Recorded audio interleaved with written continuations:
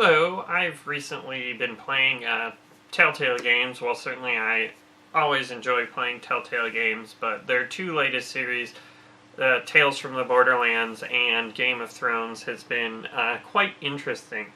And I think the interesting thing about them is sort of the way the Telltale game series are evolving.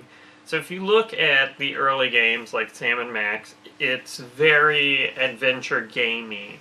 And then I've talked a bit about Jurassic Park, which I think is a very interesting Telltale game because they tried to change the formula and tried to make it more action-based. And one of the failings I enjoyed the game, but I think a lot of people did not because they felt they had no control. They felt like it wasn't really a game in the interactive sense, and I think part of that was the fact that you didn't really have direct control over your character. There were very few segments where you could actually walk the character.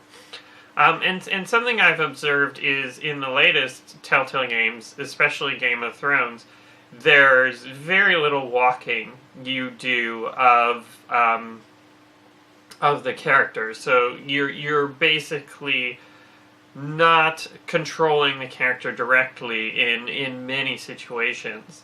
And while I don't think it worked well in Jurassic Park for most people. I mean, I like the game. But I think it works really well in something like Game of Thrones, because if you look at Game of Thrones, it's not really about doing anything. It's about the conversations. It's about the choices you make. And they do a really good job of giving those choices weight. If you're familiar with, Game of Thrones, and certainly when I play it, I'm thinking, what would Littlefinger do? That's sort of my motto when playing the game, because I think Littlefinger is like the best at playing the Game of Thrones, and he's a very interesting character.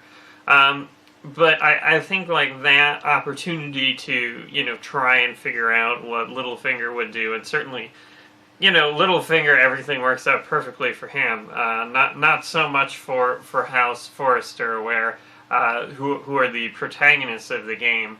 But I think it's interesting to look at the game from that perspective, that they're creating the interactivity purely in terms of conversations, and that's their mechanic. And I think my wife asked me, what genre of game is Game of Thrones when I was downloading it. And I think that's an interesting thing to think about, and I almost think that the latest Telltale games are in a genre of their own. I guess you could call them Telltale games. But they're definitely not really adventure games, at least in the framework of most other adventure games, and even in The Walking Dead, they're not really action-based, even though there's a few, quick-time events. I really think they're basically conversation-driven. They're games about talking to people, which I think is a very interesting and cool genre, although it's a terrible name for a genre. Someone should come up with a cool name for it. But because, if you look at your life, what are the important things you're doing? And it's often things that involve talking to people and trying to say the right thing and do the right thing. And so I think that's one of the amazing things about Telltale games is the broad appeal they can have, because they're easily relatable. I don't, fight dragons, and I don't, fight zombies, but I do spend a lot of time talking to people, and that's the core central mechanic, I think, of a Telltale game. And I think that's interesting, because we've had dialogue trees and we've had those things in many games, but it doesn't really, it never really felt important until, you know, Telltale made their games around it. I mean, I played the original Mass Effect, and for whatever reason, it just didn't really resonate with me. I know it's a very popular game, but, you know, one of the things about the dialogue trees is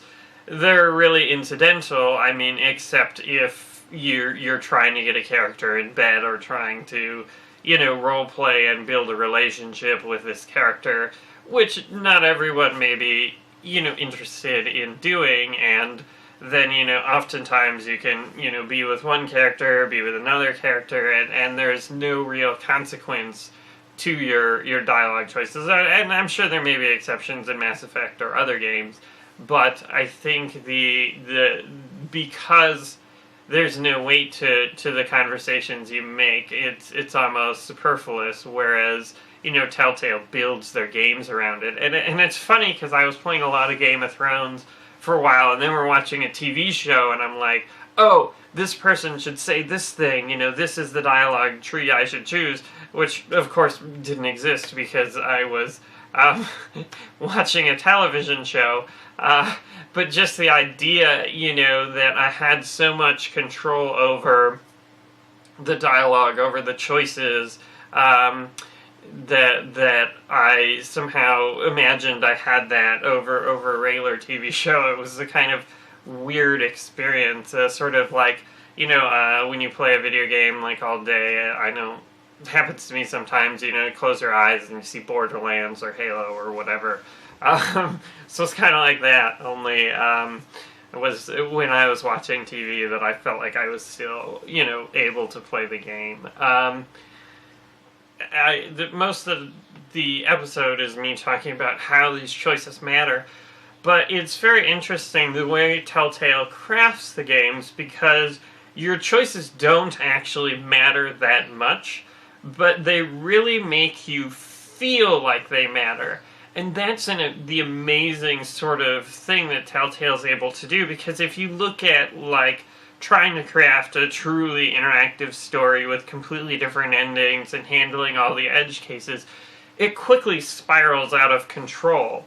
But if you just, you know, have a few things that come back, or just a few dialogue options to remind characters of the weight of their decision, then it doesn't actually matter if you shape the experience. And I think one of the best examples of this is blank character will remember this.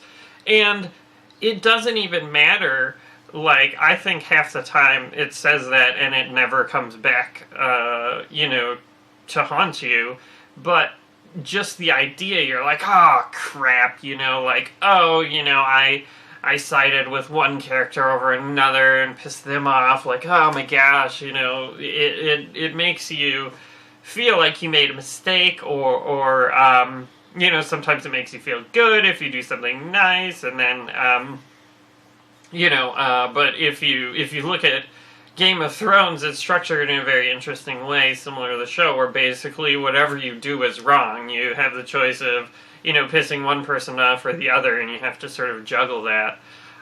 So I think it's amazing that they're making a game about choices that matter, but in terms of the overall narrative, you have very little control, which I think is sort of the idea for game designers, because, you know, you want to shape the narrative, you want all the cool things to happen, and you know, that's one of the things.